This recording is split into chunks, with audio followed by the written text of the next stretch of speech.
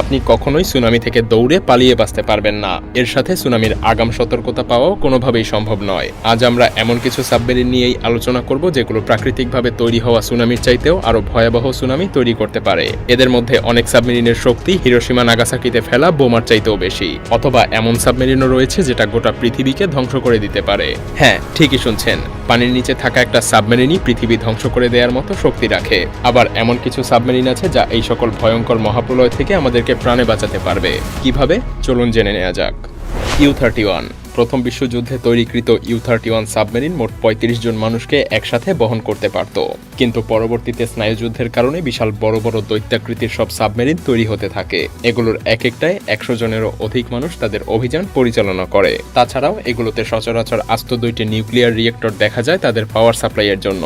এছাড়াও এতে বেশ কয়েকটা মিসাইল এবং টর্পেডো কম্পার্টমেন্ট, টারবাইনের জন্য একটি চেম্বার, কন্ট্রোল সেন্টার, সেই সাথে ক্রুদের জন্য কেবিনও আছে।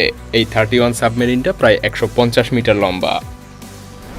পিলগ্রিম রাশিয়ার তৈরি সর্ববৃহৎ এই সাবমেরিনটার দৈর্ঘ্য প্রায় ৩৬০ মিটার। স্ট্যান্ডার্ড দুটো নিউক্লিয়ার রিয়েক্টরের পাশাপাশি এতে তৃতীয় আরেকটি নিউক্লিয়ার রিয়েক্টর সংযুক্ত করা হয়েছে।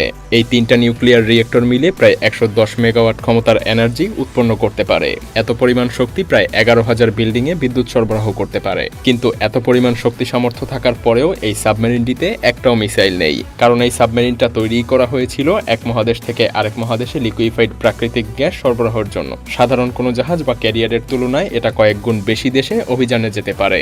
এমনকি এটা অ্যান্টার্কটিকার বরফের আস্তরণও ভাঙতে পারত। পিলগ্রিম আসলে একটা বিশাল সাইজের তিমি মাছের মতো, যেটা দেখতে বিশাল আকৃতির কিন্তু কোনো ক্ষতি করতে পারে না। শার্ক এটা রাশিয়ার আরেকটা সাবমেরিন, যেটা ইউএস এর ওহাইও সাবমেরিনের আদলে তৈরি করা। কিন্তু কোনটা বেশি শক্তিশালী? দুটো সাবমেরিনকেই প্রথম চালু করা হয় ১৯৮১ সালে সোভিয়েত ইউনিয়ন এবং আমেরিকার মধ্যে স্নায়ুযুদ্ধ যখন চরম পর্যায়ে। দুটো সাবমেরিনই মোটামুটি সমান লম্বা হলেও ওহাইওর তুলনায় শার্ক মাত্র ৩ মিটার বেশি লম্বা, যেটা ১৭৩ মিটার। কিন্তু প্রস্থে এটা ওহাইওর তুলনায় ১০ মিটার বেশি। এ কারণে পানির নিচে এটা প্রায় ৪৮,০০০ টন বেশি পরিমাণে আয়তন দখল করে। আমেরিকান ওহাইও সাবমেরিনে থাকা ২৪টি ব্যালিস্টিক মিসাইলের প্রত্যেকটি ৩০০ স্কোয়ার কিলোমিটারের যে কোনো উপকূলীয় অঞ্চল পুরোপুরিভাবে ধ্বংস করে ফেলতে পারে। আর রাশিয়ার শার্ক সাবমেরিনের ক্ষমতাও ঠিক একই পরিমাণের। কিন্তু তৎকালীন সময়ে রাশিয়ান মিসাইলের আকার বড় হওয়ায় তা পরিচালনার জন্য অনেক বেশি পরিমাণে জায়গার দরকার হতো। আর এ কারণেই একই ক্ষমতার অধিকারী হলেও ওহাইওর তুলনায় শার্কের আকার ছিল বেশ বড়। আর্কটুরাস নর্দার্ন হেমিস্ফিয়ারের সবচাইতে উজ্জ্বল নক্ষত্রের নামে নামকরণ করা হয়েছে এই সাবমেরিনটার। এটা বিশ্বের বাকি সাবমেরিনের থেকে অনেকটাই আলাদা। আর্কটুরাসের দৈর্ঘ্য ১৩৩ মিটার, কিন্তু এই কম দৈর্ঘ্যই বরং এই সাবমেরিনটার জন্য বেশ গুরুত্বপূর্ণ। অসাধারণ ডিজাইন আর এক বিশেষ ধরনের কোটিং ব্যবহারের ফলে এটা শত্রুপক্ষের কাছ থেকে একদম লুকিয়ে থাকতে পারে।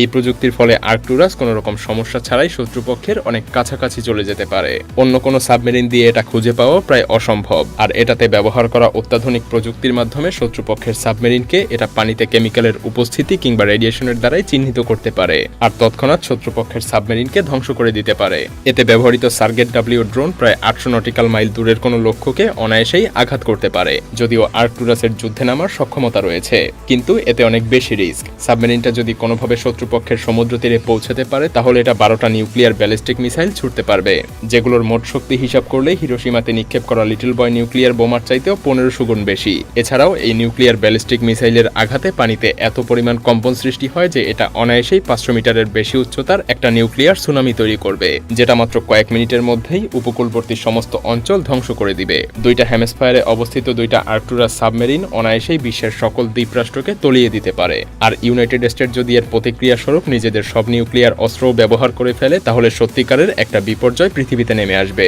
যেটা থেকে হয়তো আপনি আমি কেউই মুক্তি পাবো না। তবে এখানে একটা কিন্তু আছে, আর্কটুরাস এখন পর্যন্ত শুধুমাত্র একটা আইডিয়া। সত্যিকারে এমন কোনো সাবমেরিন এখনো রাশিয়ানরা তৈরি করেনি। অনেক বিশেষজ্ঞের মতে এটা শুধুমাত্র আমেরিকাকে ভয় দেখানোর জন্য রাশিয়ার করা প্ল্যান।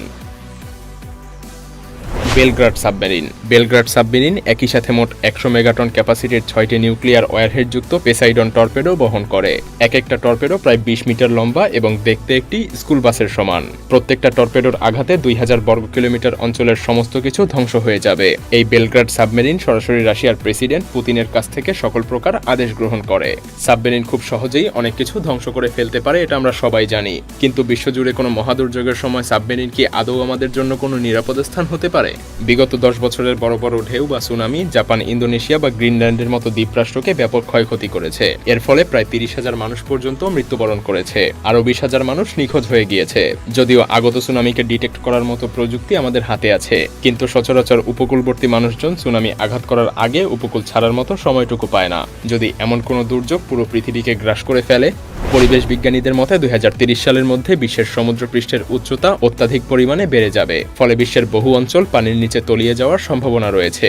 যদিও এমনটা পৃথিবীতে শেষ দেখা গিয়েছিল 6000 বছর আগে, তবে ভবিষ্যতে এমন সুনামি হলে এর ফলে বিশ্বের উপকূলবর্তী সব শহর ডুবে যাবে। এমন অবস্থায় সাবমেরিনই হয়তো আমাদের শেষ ভরসা হবে। সাধারণত সুনামির কেন্দ্রবিন্দু থাকে সমুদ্রপৃষ্ঠ থেকে 30 থেকে 45 মিটার গভীরে। তার মানে এই মহাদুর্যোগ থেকে বাঁচতে হলে সাবমেরিন নিয়ে সমুদ্রের 30 থেকে 45 মিটারের নিচে চলে যেতে হবে। কিন্তু ব্যাপারটা আসলে এতটাও সহজ নয়। মিলিটারি এক্সপার্টদের মতে এমন গভীরতায়ও সুনামির প্রভাব সাবমেরিনের উপরে পড়বে।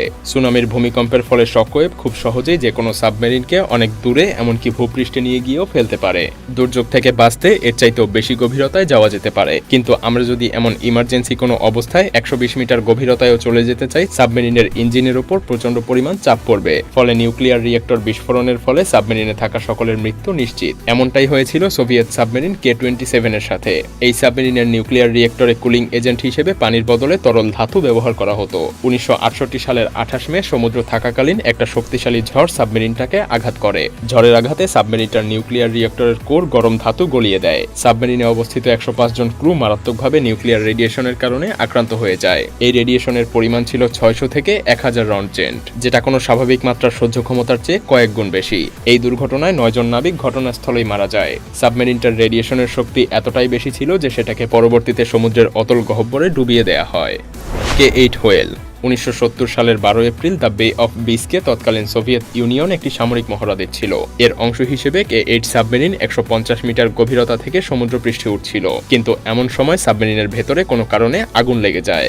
এই আগুন থেকেই আবার সৃষ্টি হয় শর্ট সার্কিট। আগুন পুরো সাবমেরিনে ছড়িয়ে পড়তে থাকে, এমনকি সাবমেরিনের নিউক্লিয়ার রিয়েক্টরের কাছাকাছি পর্যন্ত আগুন চলে যায়। সাবমেরিনের ক্রু মেম্বাররা কোনো মতে আরো বড় দুর্যোগ ঠেকাতে নিজেদের জীবন বাজি রেখে আগুন নেভায়। পরবর্তীতে সাবমেরিনটা অনেক কষ্টের পর সমুদ্রপৃষ্ঠে ওঠানো সম্ভব হয়। সাবমেরিনের কিছু গ্রুপ নিজেদের জীবন বাঁচাতে পানিতে লাফ দেয়, কিন্তু এখানেই শেষ নয়।